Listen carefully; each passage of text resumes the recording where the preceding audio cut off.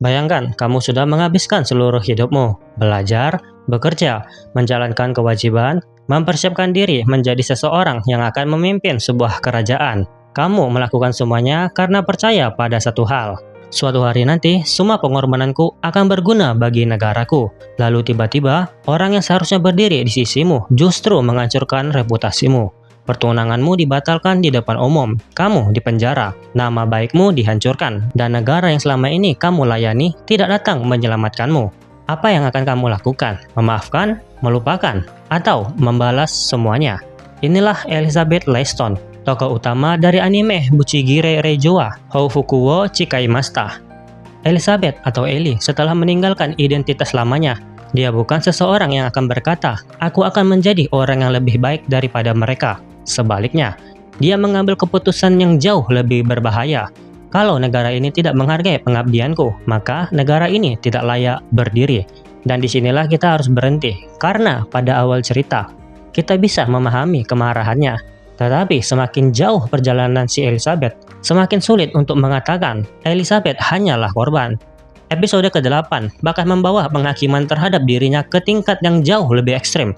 Episode tersebut berfokus pada tragedi keluarga Kon Arti dan memperlihatkan bahwa pembalasannya dapat menyeret orang-orang yang bukan pelaku utama. Jadi hari ini kita tidak akan sekedar bertanya apakah Elizabeth benar atau salah.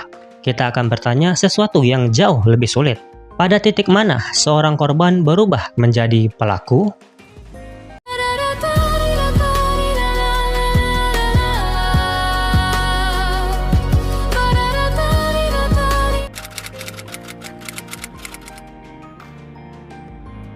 Sebelum menjadi Ellie, Elizabeth Lanston adalah gambaran seorang bangsawan ideal. Dia adalah putri keluarga berpengaruh. Dia mendapatkan pendidikan yang sangat baik.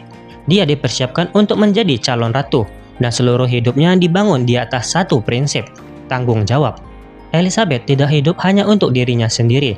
Dia memahami bahwa statusnya membawa kewajiban. Dia harus belajar, harus menjaga sikap, harus memahami politik, harus memikirkan masa depan kerajaan. Dengan kata lain, Elizabeth memberikan hidupnya kepada negara, dan justru karena itulah pengkhianatan yang dia alami terasa sangat besar. Bayangkan, seseorang meminta seluruh hidupmu untuk diberikan kepada sebuah negara, lalu negara tersebut membuangmu ketika kamu sudah tidak lagi berguna.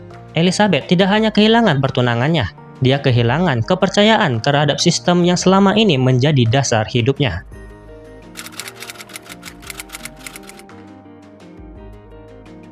Titik balik Elizabeth datang ketika pertunangannya dihancurkan, dia dipermalukan, nama baiknya diserang, dan kemudian dia bahkan dipenjara. Yang membuat semuanya lebih menyakitkan adalah Elizabeth merasa bahwa dirinya telah melakukan semua yang seharusnya dilakukan. Dia menjalankan kewajibannya. Dia berusaha menjadi pasangan yang pantas bagi calon raja. Dia berusaha membantu negara. Tetapi semua itu ternyata tidak cukup. Dan ketika seseorang yang sudah memberikan segalanya merasa dikhianati, kemarahannya bisa menjadi sangat besar. Elizabeth kemudian sampai pada sebuah kesimpulan. Kalau mereka menganggapku musuh, maka aku akan menjadi musuh mereka.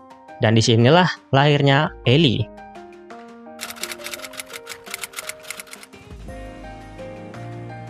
Setelah meninggalkan kehidupan lamanya, Elizabeth mulai menggunakan identitas Ellie Les. Ini bukan sekedar pergantian nama, ini adalah sebuah simbol. Elizabeth adalah gadis yang percaya pada sistem, sedangkan Ellie adalah seseorang yang tidak lagi percaya pada sistem tersebut. Elizabeth ingin menjadi bagian dari kerajaan. Ellie ingin melihat kerajaan tersebut runtuh. Perubahan ini sangat penting, karena tujuan Elizabeth bukan lagi bagaimana aku bisa memperbaiki negara ini. Tujuannya menjadi bagaimana aku bisa menghancurkannya. Dan ketika tujuan seseorang berubah dari memperbaiki menjadi kehancuran, moralitasnya juga mulai berubah.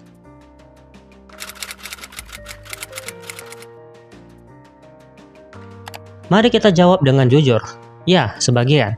Elizabeth memang diperlakukan dengan tidak adil. Dia dikhianati, dipermalukan, dijatuhkan, dan dipaksa meninggalkan kehidupan yang telah dia bangun. Jadi kalau dia marah, itu sangat manusiawi. Kalau dia ingin menuntut orang-orang yang bertanggung jawab, itu juga bisa dipahami. Masalahnya dimulai ketika target balas dendamnya menjadi terlalu luas.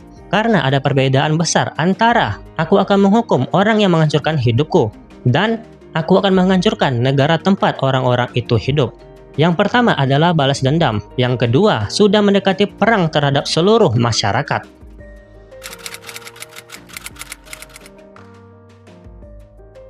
Ini adalah inti karakter Elizabeth. Keadilan dan pembalasan terlihat mirip, tetapi sebenarnya sangat berbeda. Keadilan bertanya, apa hukuman yang pantas? Pembalasan bertanya, seberapa sakit mereka harus merasakan penderitaanku? Keadilan memiliki batas, pembalasan cenderung terus berkembang, dan Elizabeth perlahan bergerak dari yang pertama menuju yang kedua. Semakin banyak penderitaan yang dia alami, semakin besar pula hukuman yang ingin dia berikan. Sampai akhirnya, kita harus bertanya, apakah Elizabeth masih mencari keadilan? Atau apakah dia hanya ingin melihat orang lain menderita?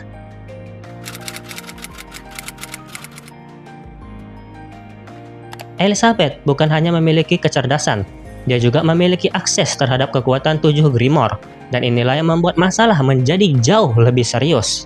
Kemarahan seseorang tentu berbahaya, tetapi kemarahan seseorang yang memiliki kekuatan besar jauh lebih berbahaya. Elizabeth tidak lagi hanya bisa berkata, "Aku membenci mereka." Dia memiliki kemampuan untuk melakukan sesuatu terhadap kebenciannya. Dia bisa menggunakan kecerdasannya, sumber dayanya, jaringan politik, ekonomi, dan kekuatan sihir. Dengan kata lain, Elizabeth memiliki banyak alat untuk melakukan pembalasan. Dan semakin besar kekuatan seseorang, semakin besar pula tanggung jawabnya.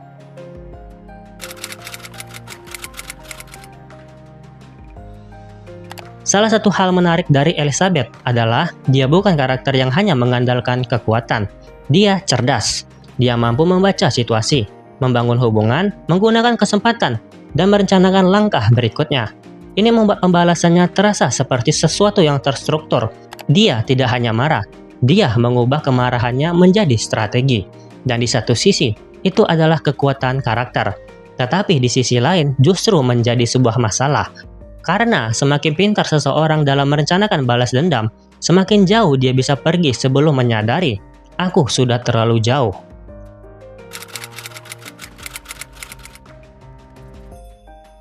Ini adalah kesalahan moral Elizabeth yang paling besar. Dia mengalami pengkhianatan dari pihak tertentu, tetapi kemarahannya perlahan diarahkan kepada seluruh negara. Dan ini sangat berbahaya, karena sebuah kerajaan bukan hanya terdiri dari raja. Ada rakyat, ada keluarga, ada pedagang, ada pekerja, ada anak-anak. Ada orang yang bahkan tidak tahu apa yang terjadi kepada Elizabeth. Mereka bukan pelaku pengkhianatan, tetapi ketika Elizabeth memutuskan bahwa seluruh negara harus membayar, mereka ikut berada dalam bahaya. Dan disinilah kita tidak lagi bisa mengatakan Elizabeth hanya membalas dendam kepada orang yang bersalah. Tidak, dia mulai menghukum orang-orang yang tidak memiliki hubungan langsung dengan kejahatan yang dilakukan kepadanya.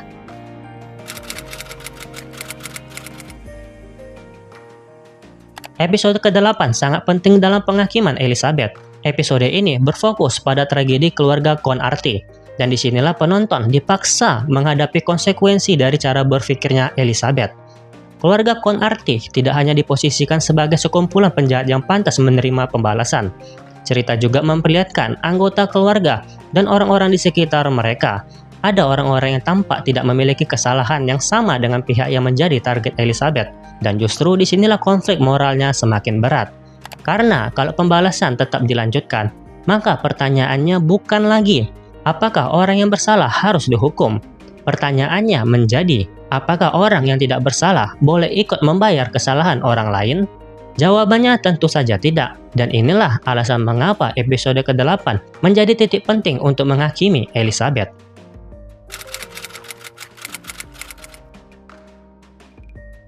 Mungkin ada argumen yang bisa digunakan untuk membela Elizabeth. Bagaimana jika orang-orang tersebut memang bagian dari sistem yang korup? Bagaimana jika keberadaan mereka membantu mempertahankan sebuah kerajaan? Bagaimana jika mereka menikmati keuntungan dari sistem tersebut? Pertanyaan-pertanyaan itu sangat sah, tetapi tetap ada batas. Seseorang tidak otomatis bersalah hanya karena lahir di negara tertentu. Seseorang tidak otomatis bersalah hanya karena memiliki keluarga tertentu. Seseorang tidak otomatis bersalah hanya karena hidup dalam sistem yang buruk. Kalau Elizabeth ingin menghukum, maka dia seharusnya membedakan pelaku, pendukung aktif, dan orang biasa. Jika semua disamakan, maka pembalasan berubah menjadi penghukuman kolektif. Dan penghukuman kolektif sangat sulit disebut keadilan.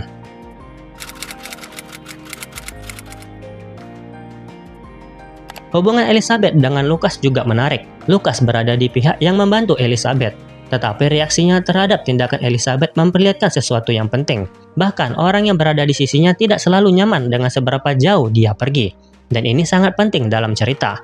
Karena kalau semua orang di sekitar Elizabeth selalu mengatakan kamu benar, maka penonton bisa dengan mudah menganggap bahwa pembalasannya memang benar. Tetapi ketika orang-orang terdekatnya sendiri mulai menunjukkan keberatan, kita mendapatkan cermin moral. Lukas membantu menunjukkan bahwa mendukung seseorang tidak berarti harus menyetujui semua tindakannya. Dan justru disinilah Elizabeth membutuhkan seseorang yang berani mengatakan, berhenti, ini sudah terlalu jauh.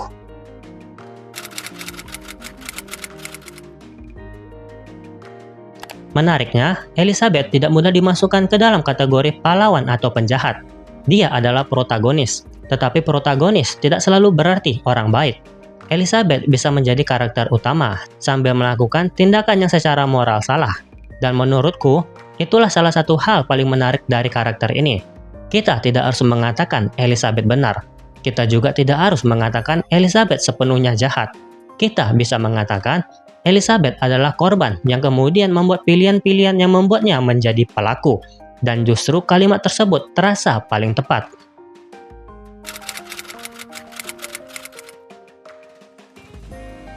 Inilah pertanyaan terpenting. Apakah Elizabeth berubah ketika pertunangannya dibatalkan? Belum. Apakah ketika dia dipenjara? Belum sepenuhnya. Perubahan sebenarnya terjadi ketika rasa sakit berubah menjadi tujuan. Marah adalah emosi. Tetapi ketika kemarahan dijadikan misi, dia menjadi sesuatu yang berbeda. Elizabeth tidak lagi hanya merasa sakit. Dia mulai membangun hidupnya berdasarkan rasa sakit tersebut. Setiap keputusan berikutnya terhubung dengan satu tujuan, pembalasan. Dan ketika seluruh hidup seseorang mulai berputar mengelilingi dendam, ada risiko besar bahwa orang tersebut akan kehilangan kemampuan untuk melihat dunia di luar dendam itu.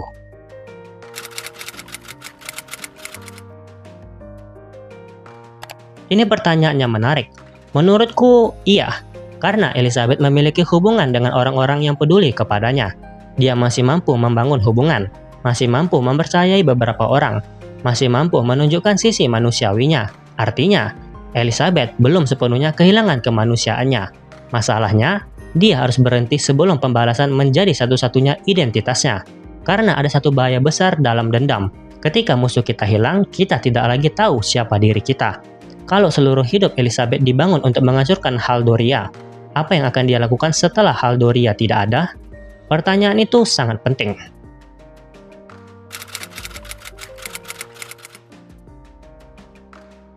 Sekarang kita masuk ke ruang pengadilan. Apakah Elizabeth diperlakukan tidak adil? Iya. Apakah dia memiliki alasan untuk marah? Iya. Apakah pengkhianatan terhadap dirinya serius? Iya. Apakah dia berhak menuntut pertanggungjawaban?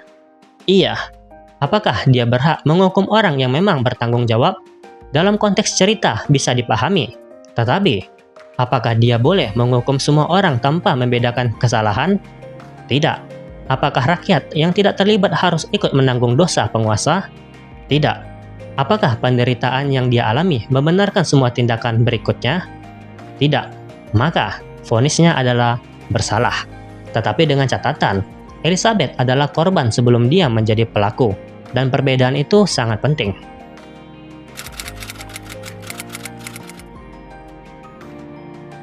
Elizabeth Leston adalah karakter yang menarik karena kita bisa memahami kemarahannya. Kita bisa melihat mengapa dia merasa dikhianati. Kita bahkan mungkin di awal ingin melihatnya membalas semua orang yang telah menyakitinya. Tetapi kemudian cerita mulai menunjukkan harga dari pembalasan tersebut. Ketika targetnya bukan lagi orang yang bertanggung jawab, ketika orang-orang yang tidak bersalah ikut terkena dampak, maka kita harus berhenti bersorak. Karena pembalasan bukan lagi sekedar mereka pantas mendapatkannya. Pembalasan mulai berubah menjadi, aku tidak peduli siapa yang terkena selama mereka membayar. Dan kalimat kedua adalah awal dari kehancuran moral. Elizabeth ingin menghancurkan kerajaan yang menurutnya telah mengkhianatinya. Tetapi sebuah kerajaan bukan hanya istana. Kerajaan adalah jutaan kehidupan. Orang-orang yang tidak memilih politik, tidak memilih pengkhianatan, tidak memilih siapa yang menjadi raja. Mereka hanya lahir di sana. Dan karena itulah episode ke-8 menjadi penting. Dia menunjukkan bahwa balas dendam Elizabeth memiliki konsekuensi yang lebih luas daripada sekedar menghukum musuh. Ada orang-orang yang terseret, ada keluarga yang hancur, dan bahkan karakter yang berada di sisi Elizabeth dapat merasa ngeri melihat seberapa jauh pembalasannya berjalan. Reaksi penonton terhadap episode tersebut juga banyak menyoroti persoalan moral ini, khususnya keterlibatan orang-orang yang tidak dianggap sebagai pelaku utama. Jadi, apakah Elizabeth jahat? Aku akan mengatakan, Elizabeth sedang berubah menjadi seseorang yang jahat. Bukan karena dia pernah marah, bukan karena dia ingin membalas dendam, tetapi karena dia mulai kehilangan kemampuan untuk membedakan orang yang pantas dihukum dan orang yang hanya kebetulan berada di pihak yang dia benci. Dan inilah garis yang sangat berbahaya kalau kita harus memberikan satu kalimat terakhir untuk menghakimi Elizabeth Lanston. Kamu memang memiliki alasan untuk marah, tetapi penderitaan yang kamu alami tidak memberikan hak untuk membuat orang lain tidak bersalah membayar kesalahan mereka. Vonisnya tetap bersalah. Bersalah karena membiarkan dendam mengalahkan keadilan. Bersalah karena memperluas hukuman kepada orang-orang yang tidak semuanya bertanggung jawab. Bersalah karena menggunakan kekuatan besar untuk memenuhi kemarahan pribadi. Tetapi, Elizabeth juga bukan monster yang sejak awal hanya ingin menghancurkan dunia. Dia adalah seseorang yang awalnya percaya kepada negaranya. Dia bekerja untuk negara itu. Dia mempersiapkan dirinya untuk memimpin negara itu. Dan kemudian, negara yang dia layani menghancurkan kepercayaannya. Tragedinya adalah, dia tidak menemukan cara untuk hidup setelah pengkhianatan tersebut selain menjadikan pembalasan sebagai tujuan hidup. Dan mungkin, itulah pertanyaan terbesar yang harus kita tinggalkan untuk Elizabeth. Jika suatu hari semua orang yang ingin kamu balas sudah kalah, semua musuhmu sudah jatuh, dan kerajaan yang kamu benci sudah tidak ada, apa yang tersisa dari dirimu? Karena kemenangan terbesar bukan selalu ketika musuh kita hancur.